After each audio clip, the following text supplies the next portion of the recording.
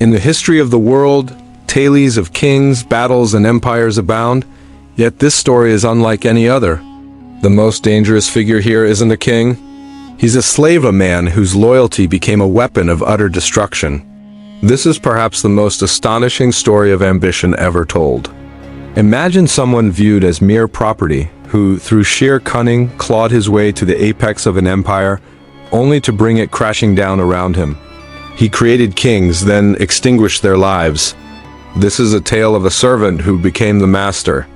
While history is laced with brutal betrayals, this narrative stands as a true nightmare. It's a saga of a man who started as a slave, but, in the final days of a dynasty, seized power in an incredibly savage manner. He blinded his masters and executed their children to claim a throne he had no right to, ultimately meeting an end so gruesome that whispers of it became mere shudders of horror. This is the story of a man who effectively became sultan, only to be slain by those he once commanded, along with the chilling legend of the prince who met a horrific fate. Our tale unfolds in the 1300s within the mighty Delhi Sultanate, governed by the Khalji dynasty under the iron-fisted rule of Sultan Alauddin Khalji. He was one of history's most ruthless rulers, a true monster.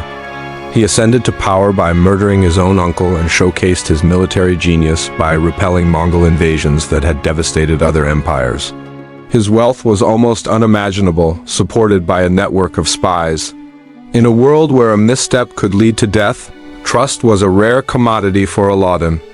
Fast forward to 1315, Sultan Alauddin was a wreck, plagued by illness and paranoia, losing grip on his empire. The once terrified court had devolved into a den of schemers, all vying for power. And amidst this chaos stood one man, Malik Kafur. Malik Kafur wasn't born a noble or a prince. He was a Hindu slave taken captive during Alauddin's conquest of Gujarat in 1299. Revered for his intellect and striking looks, he was nicknamed Hazar Dinari, or the 1,000-dinar man, after being bought for that amount. Kafur's ascendance was extraordinary, from an enslaved nobody to a trusted servant, then a top general, and ultimately the second most powerful figure in the empire. He became Alauddin's trusted general, leading campaigns into southern India, returning laden with gold, jewels, and even elephants. To the increasingly paranoid sultan, Kafur was a perfect tool, loyal and devoid of powerful connections. Alauddin viewed him as the embodiment of loyalty. Historian Ziauddin Barani noted that in his declining years, Alauddin became entranced by Kafur, entrusting him with everything. With the sultan nearing death, Kafur stood poised on the brink of unimaginable power, with only one barrier: the sultan's children. As Alauddin's health deteriorated, the court resembled a powder keg, but Malik Kafur was adept at playing the game. The main heirs to the throne were Alauddin's sons, Khizr Khan and Shalti Khan. Khizr Khan, the eldest, was primed to ascend, his claim supported by a powerful entourage led by his father-in-law, Alp Khan. This structure threatened Kafur's ambitions. He viewed the princes not as royalty, but as obstacles to eliminate. Kafur shifted the tide not through military force but cunning whispers.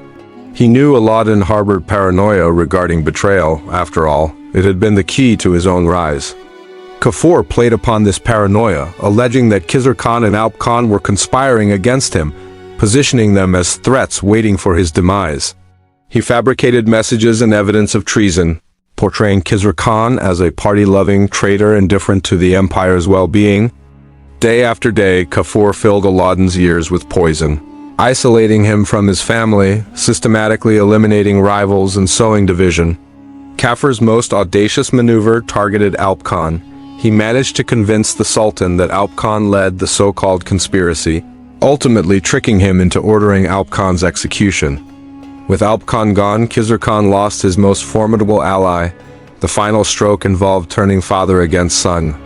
Kafur persuaded the Sultan that Khizr Khan's popularity was a sign of treachery, convincing him to order an effective exile. When Khizr Khan returned to reconcile with his father, who was now gravely ill, he was met with a hug and apparent reconciliation. But Kafur spun a web of deceit, convincing the distraught Sultan that the prince's affection was insincere.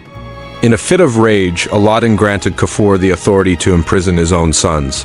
Khizr Khan and Shalti Khan were arrested and confined in the fortress of Gwalior, their mother placed under house arrest. The path to power was wide open. Malik Kafur was virtually in charge. However, confining the rightful heirs wasn't enough. In the 14th century, a living prince even in prison could inspire rebellion. Therefore, Kafur committed an act of unspeakable cruelty. He ordered the princes to be blinded. In a cold cell in Gwalior, Prince Khizr Khan was restrained while a heated metal rod was thrust into his eyes, a potent message. A blind man could never claim the Sultanate. His brother, Shalti Khan, faced the same gruesome fate. Upon hearing that his sons had been blinded, the dying Sultan Alauddin experienced what would be his final shock. Whether it was grief or possibly Kafur's final dose of poison, Alauddin Khalji perished on January 4, 1316. With the tyrant dead, Kafur wasted no time.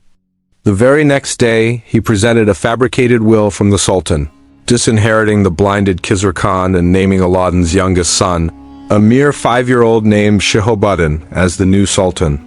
A child was the perfect puppet ruler. Kafur proclaimed himself regent, effectively becoming the de facto Sultan of Delhi.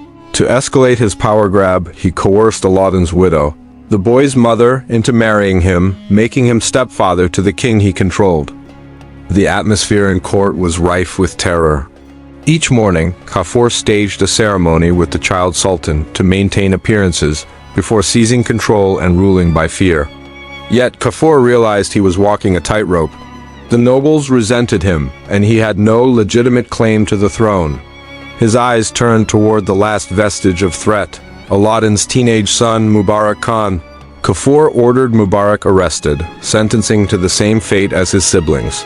But Mubarak made a desperate appeal to the guards, reminding them of their loyalty to his father, warning them that a slave ready to betray his master would betray his servants as well. He tossed them a jeweled necklace in an attempt to secure his life and seek revenge. Whether due to the bribe or genuine loyalty, the elite palace guards acted, storming Malik Kafur's chamber. Under cover of darkness, one guard struck the first blow, and his comrades swiftly followed suit, beheading the man who had instilled fear across the empire. Malik Kafur, the so-called Sultan, met his end at the hands of those he commanded. In a swift turn of events, the assassins liberated Mubarak Khan, who was initially made regent for his infant brother. But just as Kafur would have done, Mubarak Khan blinded his little brother and sealed him in prison, claiming the throne for himself. Ironically, when the guards who saved him sought rewards for their loyalty, they were executed. In this grim reality, loyalty itself became a perilous liability. Malik Kafur's legacy remains a chilling tale. He is not remembered as a sultan, but as a warning about the dangers of unchecked ambition. His betrayal led not only to his demise, but also to the ruin of the entire Khalji dynasty. Alauddin's vast empire descended into chaos, with Mubarak Khan's reign marked by disaster. He too was betrayed and murdered 4 years later by someone he trusted. Ultimately, the Khalji dynasty vanished entirely. Malik Kafur, the slave who soared higher than anyone imagined, dismantled his master's legacy. A military strategist who had conquered vast regions of India fell victim to the very power games he initiated. Forever remembered as the ultimate traitor, Kafur's insatiable thirst for power resulted in a legacy of destruction, tearing the empire apart piece by piece. The legend of the prince being skinned alive may not be substantiated, but it remains a haunting symbol of Malik Kafur's brutality. His story illustrates the turbulent complexities of power, loyalty, and ambition.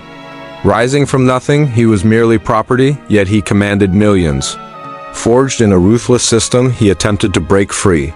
But his 35-day reign of terror represents one of the most tumultuous periods in Delhi Sultanate. History, a brief yet bloody chapter that led to an entire empire's collapse. What do you think? Was Malik Kafur a monster in his own right, or merely a product of the chaotic, paranoid world in which he lived? Was it raw ambition, or was it a form of revenge against the system that held him captive? Share your thoughts in the comments below. If you found this tale as gripping as we did, smash that like button and subscribe for more hidden histories. Thank you for watching.